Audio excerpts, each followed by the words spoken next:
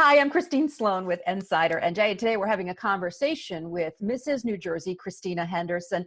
Christina, thank you so much for joining me. Wow, you won the competition during the pandemic. What was that like? Thank you so much for having me on, Christine. So the pageant was incredible. They had the right precautions in place because of the pandemic. Everybody wore a mask backstage. It was the Mrs. New Jersey pageant held at the Mohegan Sun in Connecticut. And it was just an incredible way to meet like-minded women who are out in the community really making a difference. These women are involved in nonprofits, they're career women, they're driven, and it was just an incredible opportunity. So you're using your platform to highlight a very important issue, which is opioid addiction. Um, you also have a very personal story. I do. Unfortunately, I lost my brother-in-law to an opioid overdose. He passed away 2 months before I met my husband, and I never got the opportunity to meet him. But from what I hear, he was just an incredible person, full of life, great personality, and it's just so tragic. And I've seen the pain that a family has when they lose a loved one, and it's so important that we have, we educate our youth on the dangers of addiction. I work with the Tigger House Foundation. The Tigger House Foundation was created in memory of Tigger Stavola, who passed away from an overdose. And my husband's best friends with Tigger's brother, Alex. And so they share that bond that they both lost their brothers to addiction. And so I work closely with them. They have a student alliance program where they're in the schools educating the youth on the dangers of addiction and really working to change the stigma around addiction. Make it okay to talk about. A lot of people, they don't want to talk about it. They want to brush it under the rug, or they just don't feel comfortable, bringing it to light. But it's important that we support our neighbors, and we're here to combat this issue, and we make it okay to talk about it. Is a disease, and people need to understand that and really be there for someone who might need help. There's been a dramatic increase in drug and alcohol addiction during the pandemic. So many people are alone, Christina. They're Yeah. isolated. Some people have lost their family members. Some people are dealing with unemployment. Just a lot of tragedy in the past year.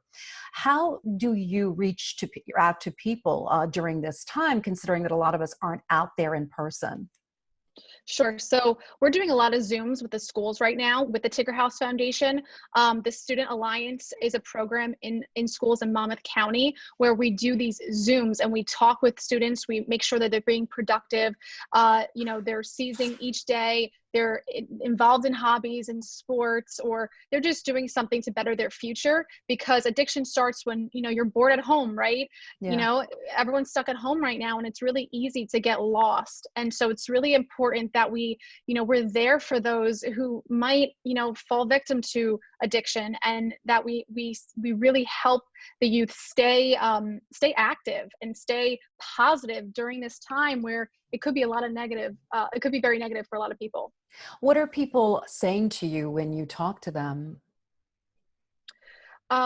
People are, I'm learning that addiction is everywhere. I mean, it could be alcohol, it could be opioids. It really is everywhere, especially alcohol too right now, because everyone's reaching for a glass of alcohol. They're home, they're drinking. It could be something like that just ends up spiraling because of the pandemic. People are bored and they feel that void with alcohol or drugs. And so people are saying that, it's interesting how so many people are struggling, and it's really coming to light now. And unfortunately, because of the pandemic, users don't have access to their medications, and so when they do take Yeah. the drugs that they're addicted to, they overdose because they haven't been using and they don't have that tolerance. And so that's why addiction has increased over 17%, because the overdoses have increased over 17% because of the pandemic. So My that number is really high in New Jersey, and so we really have to do something to change that. My goodness, that just sounds so sad. What do you Yeah. think New Jersey lawmakers should be doing? Is there a role that they should be taking? I feel like they should be taking it a lot more seriously. It's something that they have to consider a disease. They have to have rehabs available to users who need help. They need to have more help hotlines. They need to have more people out there in the communities really showing that they care. The hospitals have to be ready for people who need help. So they just need to be more supportive, I think, and educating the youth more. You know, the Tigger House Foundation is educating the youth, but it also should be something in schools mandated that they educate the youth on, because No, that's where it really starts, you know? yeah, I mean, mental health conditions and Sure. addiction along a lot of times go hand in hand. Yeah. Do you think that part of the problem needs to be addressed in so many ways, as you were talking about in hospitals and, Sure. private settings? Sure. I mean, depression is a big component of users. You know, sorry, depression really, you know, it causes users to seek a way to find that, to fill that void, right? So Yeah. mental health should really be focused on, and you know, people should be educated on, you know, you could take medication, but there's a certain cutoff point, right? So the problem is when people are sick, or they seek this medication for mental health, or you know, disability, you know, they were in an accident and they need, you know, medication to feel better.